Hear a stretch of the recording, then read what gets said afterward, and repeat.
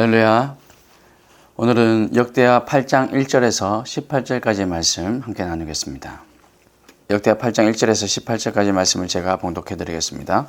솔로몬이 여호와의 전과 자기의 궁궐을 20년 동안에 건축하기를 마치고 후람이 솔로몬에게 되돌려 준 성읍들을 솔로몬이 건축하여 이스라엘 자손에게 거기에 거주하게 하니라. 솔로몬이 가서 하맛소바를 쳐서 점령하고 또 광야에서 다드모를 건축하고 하맛에서 모든 국고성들을 건축하고 또 윗벳호론과 아랫벳호론을 건축하되 성벽과 문과 문빗장이 있게 하여 견고한 성읍으로 만들고 또 바알락과 자기에게 있는 모든 국고성들과 모든 병거성들과 마병의 성들을 건축하고 솔로몬이 또 예루살렘과 레바논과 그가 다스리는 온 땅에 건축하고자 하던 것을 다 건축하니라. 이스라엘이 아닌 헷 족속과 아모리 족속과 브리스 족속과 휘 족속과 여부스 족속의 남아있는 모든 자 곧 이스라엘 자손이 다 멸하지 않았으므로 그 땅에 남아있는 그들의 자손들을 솔로몬이 역군으로 삼아 오늘에 이르렀으되 오직 이스라엘 자손은 솔로몬이 노예로 삼아 일을 시키지 아니하였으니 그들은 군사와 지휘관의 우두머리들과 그의 병거와 마병의 지휘관들이 됨이라.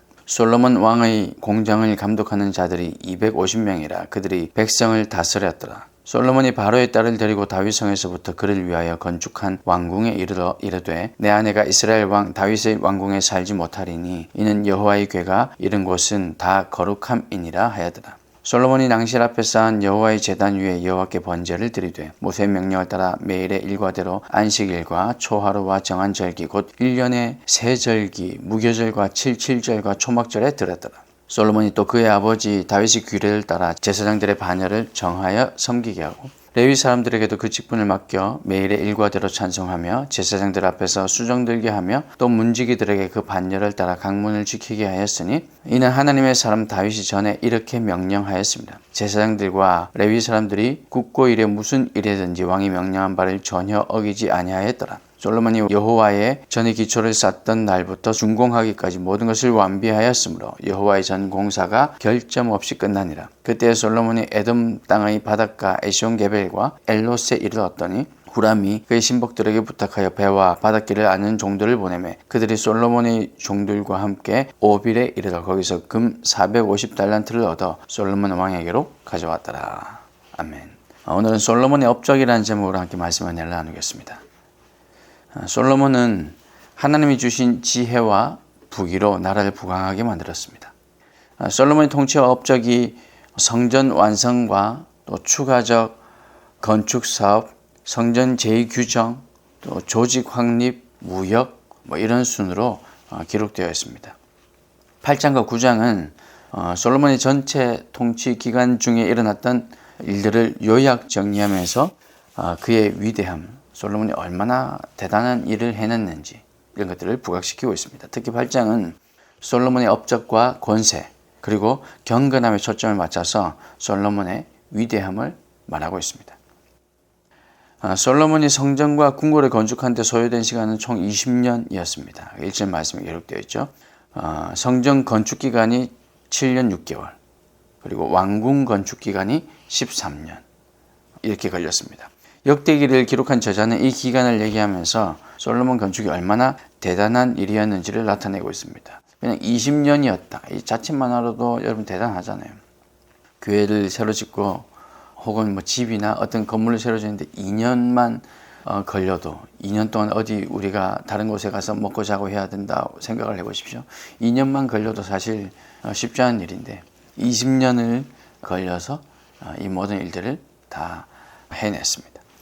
또한 솔로몬이 성전 건축에 필요한 자재들과 기술자들을 제공해 준 대가로 후람에게 주었던 그 갈릴리 땅의 성읍 20곳 이 땅들을 후람이 마음에 들어 하지 않아서 되돌려 받게 되었는데 그곳에도 이제 성읍을 건축해서 이스라엘 백성들이 거주하게 하고 사람 살게 만들었죠. 오히려 그래서 영토를 더 넓히게 되었던 겁니다.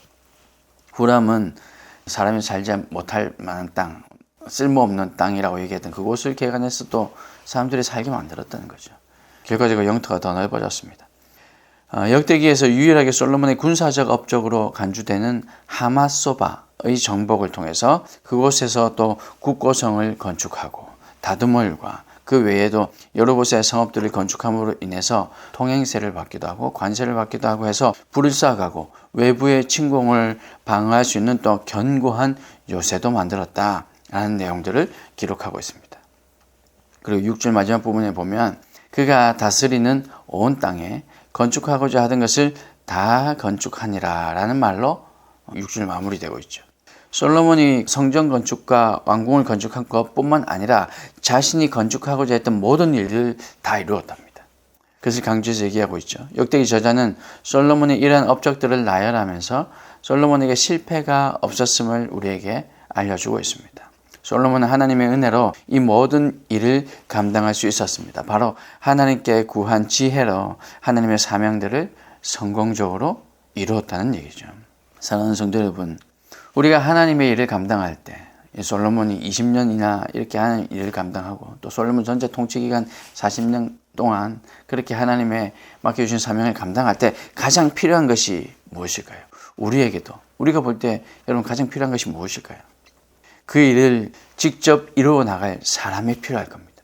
그리고 물질도 필요하고 때로는 그 일들을 해내기 위한 아주 기본적인 바탕이 되는 지식도 필요할 겁니다.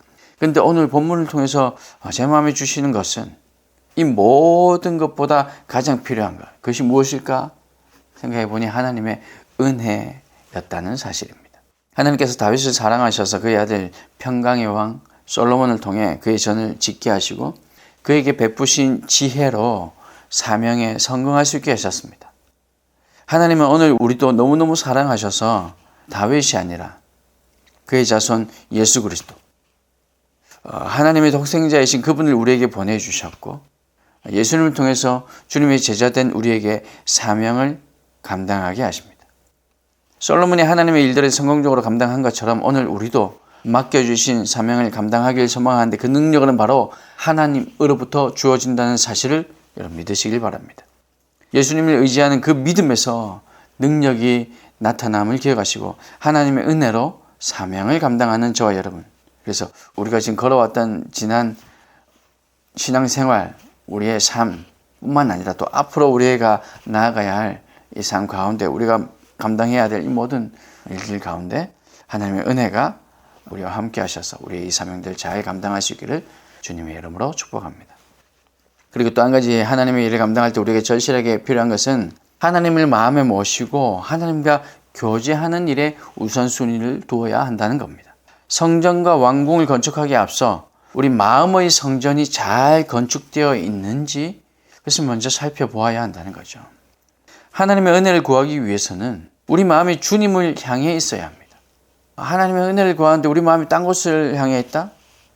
있을 수 없는 일, 불가능한 일이죠.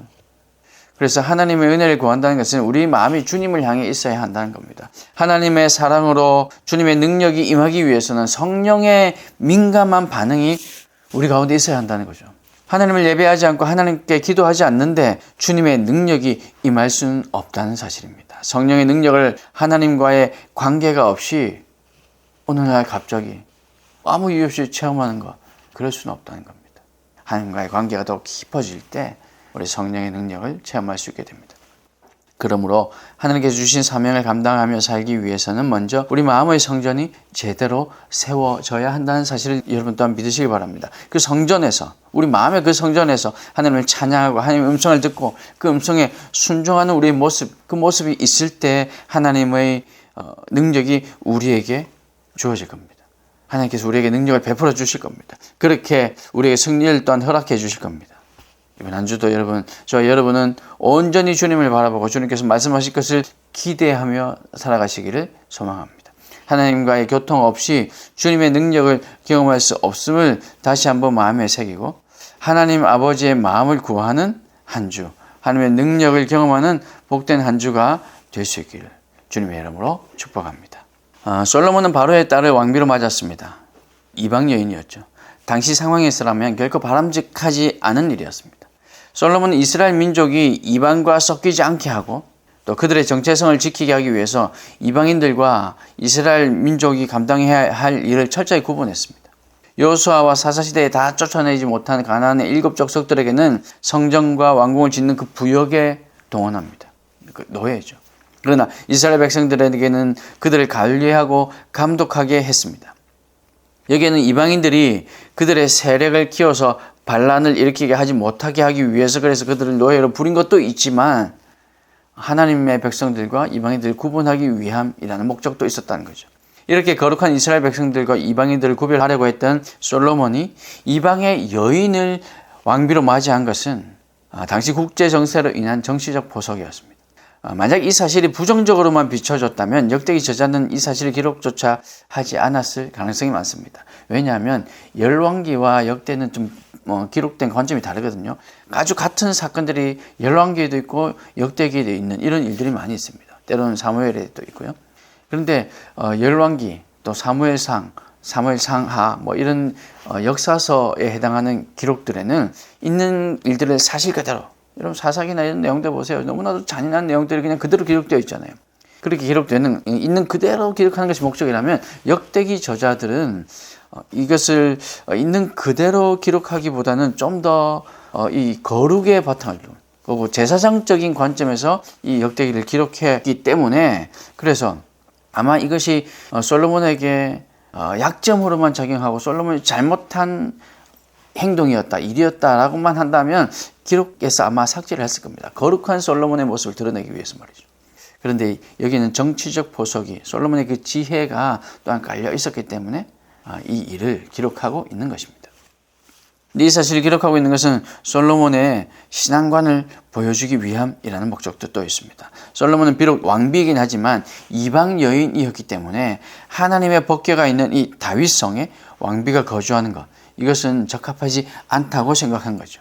솔로몬이 나름의 신앙적 원칙을 세우고 신앙의 순수성을 지키려는 노력을 우리에게 보여주고 있는 겁니다. 이것 또한 하나님 주신 지혜가 아닐까 생각이 됩니다.